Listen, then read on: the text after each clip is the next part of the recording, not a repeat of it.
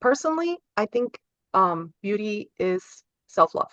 I think that the more you love yourself, the more you take care of yourself. So, for instance, because I love myself, I will take care of my skin. I will take off my makeup before I go to bed. I will get my nails done. I will try to eat healthy. I will try to work out.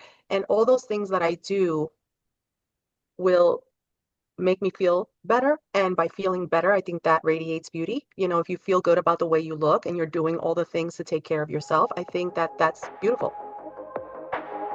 Welcome to the Beauty Talk podcast, where we feature how the best medical practitioners help their patients to look better, younger, and healthier. Now, enjoy the show, and here's your host.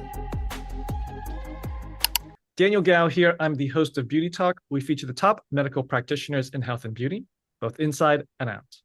I have Monika Sandoval, a licensed esthetician and the owner of Mosa Spa, a Best of Brooklyn award-winning spa recognized every year since 2019. She began her beauty journey by opening the Wax Room in 2012 and later transformed her former medical office workplace into a thriving full-service Mosa Spa. Specializing in acne treatments, Monika is known for her commitment to helping clients achieve clear, healthy, confidence-boosting skin. Her personal journey, from evening waxer to respected spa owner, reflects her passion, dedication, and belief in the power of aesthetics to change lives.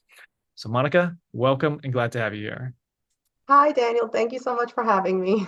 Yeah, so let's start off with this, Monika. How did you first get interested? Let's call it the medical field. How did you first get interested in the medical field?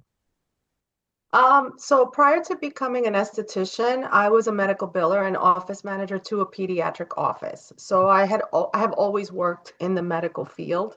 And I got interested in the beauty industry just by going to get my eyebrows waxed one day and just loving the environment and liking what I saw this woman was doing.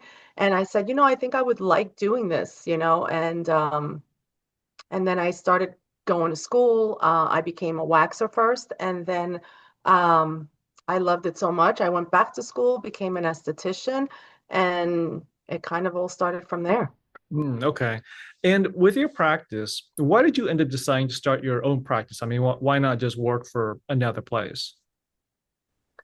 So the pediatrician that I was working for decided to retire, and that was a point in my life where I had to make a decision whether I continue doing the medical billing office manager thing or if I wanted to kind of venture out on my own. And this was a big opportunity for me to do that. And I thought that if I was ever going to do it, that was the time to do it. I really enjoy the beauty industry and I just took a chance.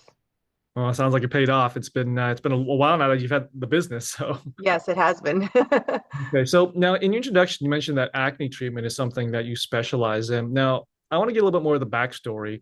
I believe it's your niece had an issue with acne, and that's kind of what led you on this journey to treat acne. Could you tell more about that story? Like what happened with your niece's acne and kind of what put you on this journey? Yeah. So when I first came out of school, you practice on your family members, and that's who you're doing your facials on, your waxing on, and they're your clients. My niece was suffering from, I would say, pretty bad acne around her cheek and forehead area. And I was doing all the facials, I was doing all the chemical peels, and we just couldn't get her skin clear until I shifted and I decided that I was going to dive into acne a little bit more. I did a lot more training on it. And what I realized was that the treatments that I was doing in the treatment room were great and they were definitely helping, but I also needed to focus on what she was doing at home. And once I made that shift where I said, okay, not only do we have to treat her in the treatment room, I also have to make sure that she's using all the right products at home. Once we made that shift, her skin cleared up so quickly. And it just gave me a passion for treating people with acne because it wasn't only affecting her physically, it was also affecting her emotionally. And once we were able to clear her skin, she just looked happier. She raised her face when she spoke to you. She just had a little bit more confidence to her. And her skin looks great now, maybe that was like 7 or 10 years ago. And every time I look at her, it just reminds me of like that time that we went through. And because of her, I had to force myself to learn how to treat this problem that many people do have. Okay, that's a great story. And I It want is, to yeah. into that acne treatments though, because I think a lot of people suffer from acne treatments, and I want to kind of just have you help me dispel some of the myths surrounding it. So when it comes to acne treatments, you mentioned one important thing with your niece's story. It wasn't just the treatments that you were doing for her, but also what she was doing at home. So Hmm. one thing that people kind of think about, well, if I just go into a place and I get acne treatments done, and then that should do it. But Hmm. like making sure that outside of the treatments, what else is she doing? So you mentioned like skincare. So let's start there. Like, what are some of the things that people need to be aware of when they basically go home and they need to help treat the acne on their end? Like, what are some tips that you would say or guidance that you would give to these people? I find that people who suffer from acne tend to go very heavy on active ingredients. You know, they're trying to use all these products to help the acne. And sometimes what happens is that they end up damaging their skin barrier because they're using products like benzoyl peroxide, glycolic acid, salicylic acid, and they're combining all of these ingredients together, which is too much for the skin. So what happens is the skin barrier is now damaged. And when your skin barrier is damaged, nothing that you apply to it is going to help because it's not absorbing those ingredients properly. So once I dive into what they're using at home, I can see where the problem lies. I can say, okay, well, you're mixing this acid with that acid, and this product doesn't work well with that product. So we're going to take some things away and we're going to simplify your routine. And sometimes just that little adjustment will make a huge difference. I find that a lot of my acne clients, when they come in, they're red, they're irritated, they're sensitive because they're trying everything they can to get rid of the acne. And instead of making it better, they're actually making it worse. Okay. So it's basically trying to make sure that you have the right treatment care afterwards, not trying to mix every single thing under the sun to try and get. Yeah.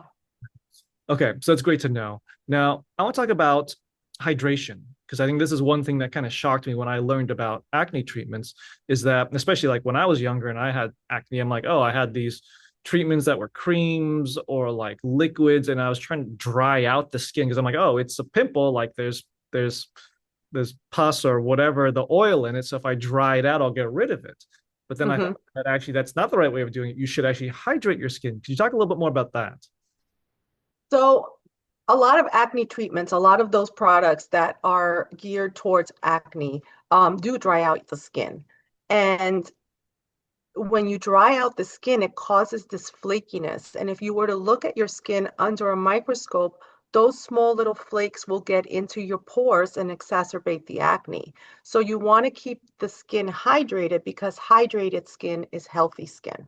So, like I said before, if your skin is dry, irritated, and sensitive, your barrier is damaged. And by keeping it hydrated, we start to bring the barrier to a healthy level.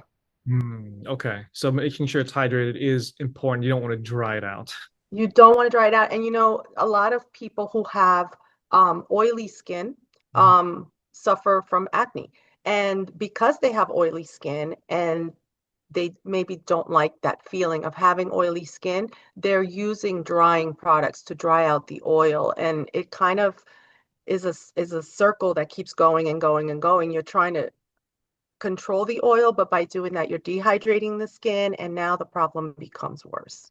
Okay. So with someone that does have oily skin, what do they do? Do they just kind of leave it and just kind of leave it naturally, or are there other things that they can do? Like, what should they do if they have oily skin and also suffering from acne? Well, what I recommend to my oily clients is keep the skin clean. You want to wash your face morning and night to make sure that you are somewhat controlling that oil, but you also need to hydrate the skin. And the best way to hydrate the skin is to use a moisturizer, but you have to pick the right one for your skin type, which means you're going to use an oil-free moisturizer so that you're not adding more oil to the skin. So a lot of clients who have oily skin will try a moisturizer that maybe has too much oil in it, and they hate the way it feels because it just makes their skin feel oilier. So if you find a moisturizer that is oil free, it's still going to hydrate you without causing you to feel that oiliness. Okay. So you still want to use some type of product, typically a moisturizer, but you have to Hmm. find the one that's really going to fit for oily skin. Correct. Okay, good to know. Now, I want to talk about food as well. I get us even hydrating yourself, like your body, like drinking water. I think that for most people, it seems kind of obvious, like, okay, just avoid like junk food or fast food and things like that. But is there anything else I think to be aware of when it comes to food or staying hydrated when it comes to acne and how to help reduce the acne? You definitely should be drinking water, but water is not going to clear up your skin. So the water helps to keep your body hydrated. That's it. But as far as food, there are a lot of triggers, like dairy will be a trigger for acne. Peanut products are triggers towards acne. If you're using protein, if you're taking protein shakes, those can also be a trigger. Um, I kind of stay away from nutrition when it comes to treating my acne clients. I will make the suggestion, but I'm not a nutritionist and I can't give that kind of advice. But I will put it out there and say, you need to be checking your dairy. You need to be checking, um, like I said, if you're using peanut butter, if you're taking protein shakes. Another thing that's not spoken about often is you need to be going to the bathroom every single day. If you're not going to the bathroom and eliminating every single day, that can also build up and cause you to have acne. So I will have those discussions in the treatment room, but I do like to leave that to the professionals. And little by little, I will, discuss it with my clients, but food definitely plays a part in it for sure. Good to know. And what are some other areas that people maybe have misconceptions about? Like for me, not knowing anything before, it's like, oh, I thought, okay, just dry your skin out and that'll fix it. I think for the food, just like, okay, just don't eat fast food, but like dairy, peanuts, like, okay, maybe not. Like I wouldn't have thought about that. What are some other Hmm. people don't realize about acne treatment? I guess misconceptions or myths. Um, I don't know if whether it's myths, but one thing that I find that people don't realize, if you're working out or if you're living a very active lifestyle where you're sweating often, that sweat is just bacteria that's sitting on your face. And if that's not washed off very quickly after that sweat, that can also cause you to break out. So I do find a lot of my hot yoga girls, hot Pilates girls, girls who like to run, they're sweating a lot. And they may be sweating for an hour and a half during their workout. They may not go home and wash their face right away. That is definitely a good environment for acne to build on your face. Mm. So a lot of people are not aware of that. Also maybe if you have acne on your forehead, sometimes your hair products can be affecting the skin around the forehead. If you're sweating a lot and you're sweating from the hair onto the forehead, that's also going to cause you to get breakouts in those areas. So if you're finding that you have a lot of acne around the forehead, sometimes that could be because of your workouts. It could be because you're sweating. It could be because of the hair on your face. So those little things that maybe we don't think about would make such a huge difference to your acne if you pay attention to it. Oh, that's good to know. I would have never thought about that. So basically, if Yeah, people are working out, then just make sure that afterwards, if you're not going to shower right away, then at least wash your face. exactly. Okay. Yeah. Okay. Yeah. Especially, Oh, I was going to say I had a client, a young teenage boy, and he loved to go to the park and play basketball. And he would take his t-shirt that was sweat, it was wet, and he would wipe his face with it. And, I had to ask the questions. I had to figure out what his lifestyle was. Once I realized that he was using his sweaty t-shirt to wipe his face while he was playing basketball, and we fixed that problem and we did a couple of facials, his acne cleared up. And sometimes it's something so simple that you're not even thinking about that is causing the problem. yeah. No, that's very helpful to know because I think the sweat, it's like, okay, I'm sweating, but it's going to dry off and it's going to be fine. I don't feel dirty, but Yeah, it does make a big difference. Okay. yeah, So okay, so with the acne treatments, I think we got that pretty much nailed down. I want to move over to microneedling because I know hmm, that you do a lot of microneedling. yeah. Uh, let's go from a high level. Like, what does microneedling do? I know it can have a lot of different applications, but primarily, what do you use it for, like to solve what problem for your clients? For my clients in particular, because we do see so many acne clients, we're definitely treating acne scarring with the microneedling. Um, Microneedling is great for like fine lines and wrinkles, the texture of the skin, enlarged pores. And that's what I love about microneedling, that it really can treat everything across the board.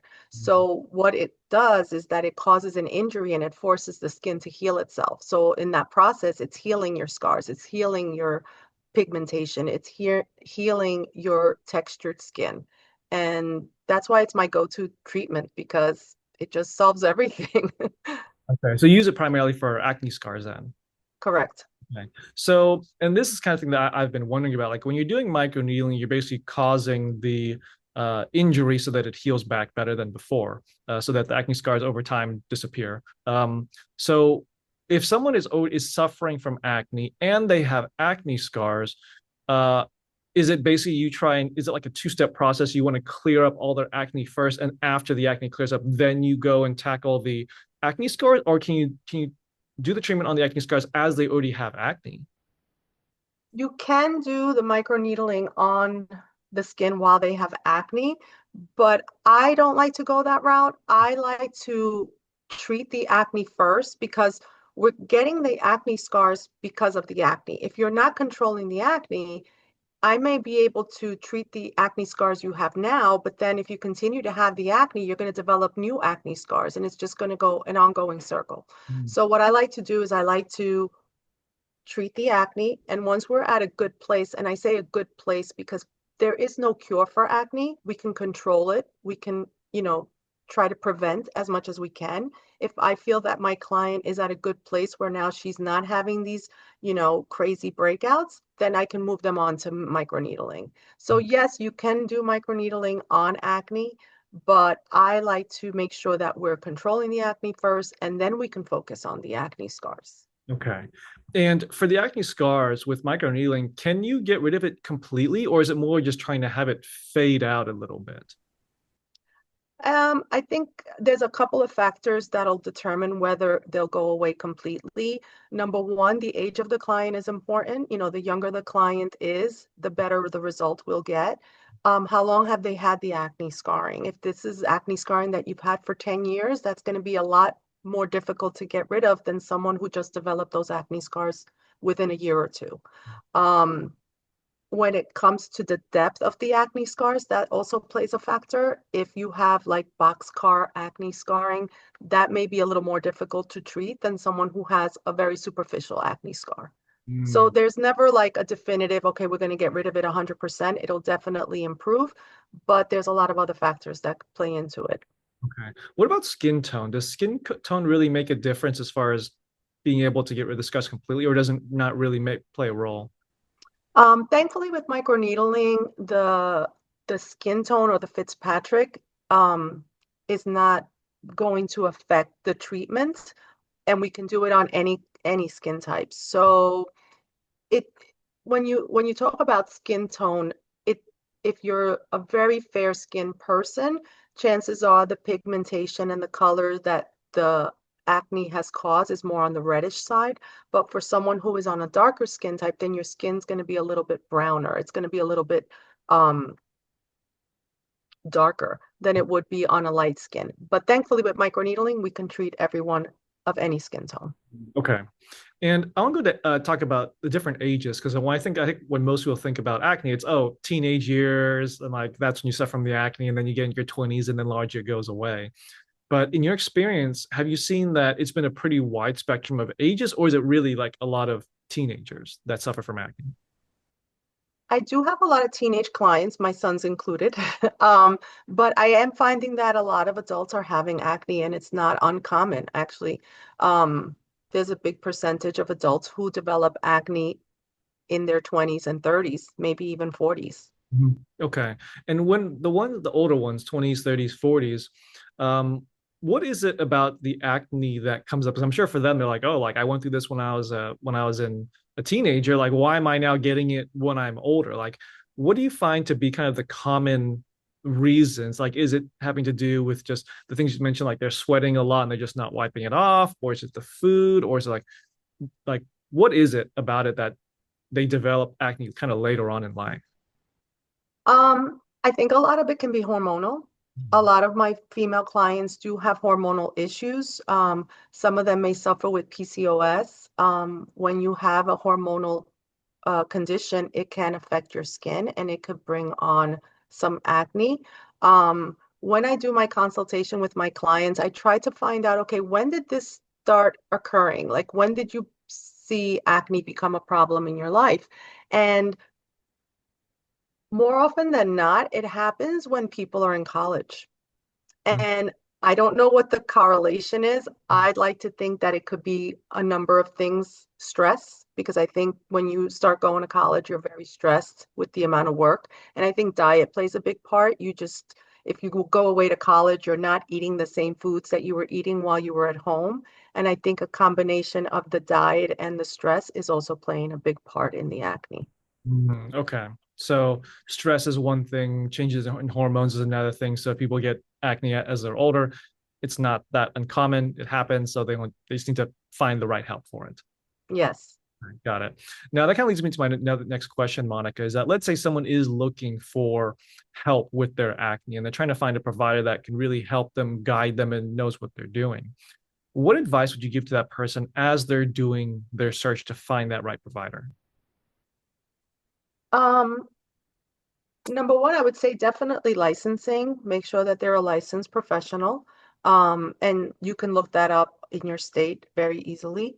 Um, I think reviews play a big part. You want to make sure that the provider has good reviews, that when you're reading their reviews, you do see, okay, this person helped me with my skin, this person helped me clear up my acne. Um, and before and after pictures are always going to be a good way for you to see that they are able to clear someone's skin. They're not just claiming that they can. So I would, check out their Instagram page, look at their website, see if they're talking about acne, if that's something that is a priority to them in their practice. Okay, great advice. Are there any red flags that people should be aware of? Um, Yes, I would say if you go in for a facial and your esthetician does not ask questions, doesn't ask you, okay, what products are you using at home? What medications are you on? What is your lifestyle? If they don't have any idea of what you're doing at home and they don't have a conversation with you about your routine, then like I said earlier, that facial is only going to be part of the full treatment. And if they're not diving into all the other aspects of your lifestyle, they may not be able to, help your skin. Okay, so they should be diagnosing you, trying to figure out what is your main issue. And if they're not diagnosing you, Yeah. then it's probably not the right fit. Yeah, but I do know what you mean. Yes. Good to know. Now, Monica, what role do you believe creativity plays in how you approach your client care? Um, you have to be somewhat creative in the treatment that you customize for that client. You can't treat all acne the same. So there are different treatments, different ingredients, different products that we use depending on the type of skin issue that you have. So someone may come in with different issues. They might have acne, they might have pigmentation, they have dehydration. So you have to kind of get creative with your treatment plan to target the most important thing, but also help the other issues that the person is having. I think that takes a little creativity. Okay. Now, where do you think the future of acne treatments or even aesthetics is going? I think aesthetics is going towards a more natural approach. I think that clients want to look natural. I think they want to have healthy skin. I think they want to feel good in the skin that they do have. I think that the industry is moving in that direction where we don't want to have those, you know, not so natural looking faces. Okay. So natural treatments, natural look, everything kind of going more in that natural direction. I think so, yeah. And how does that tie into the future for Mosa Spa? Like, what's your vision for your practice? I think that I love that the industry, I believe, is moving in that direction because that's what I like to do. I like to just work with the skin that we have and just make it healthy. I think healthy skin is beautiful skin. So if you're just focusing on the health of your skin, you're automatically just going to look better. So for me, I like that aspect of aesthetics, being natural and just working with what we have and just making what we have healthier. Well said. Now, Monica, I have one last question for you, but before I ask it, I want to point people to your website at mosaspainc.com. Now, last question is, what does beauty mean to you? Beauty to me, personally, I think beauty is self-love. I think that the more you love yourself, the more you take care of yourself. So, for instance, because I love myself, I will take care of my skin. I will take off my makeup before I go to bed. I will get my nails done. I will try to eat healthy. I will try to work out. And all those things that I do will make me feel better. And by feeling better, I think that radiates beauty. You know, if you feel good about the way you look and you're doing all the things to take care of yourself, I think that that's beautiful. Well said. Well, there you have it. Monica sharing your expertise. So, Thank you. Monica, where can people contact you in your business? I think the website is the best way to reach me. I'm also active on social media. So either way, either by my website or my Instagram page, is the best way to reach me. Awesome. Well, Monica, this is great. Thank you for coming on. Thank you for sharing your expertise and your knowledge and helping to clear up all these myths about acne. Thank you, Daniel. It was great speaking with you. Thanks for listening to the Beauty Talk podcast. Any questions, please contact the practice directly with the contact information provided during the show. We'll see you again next time. Bye for now.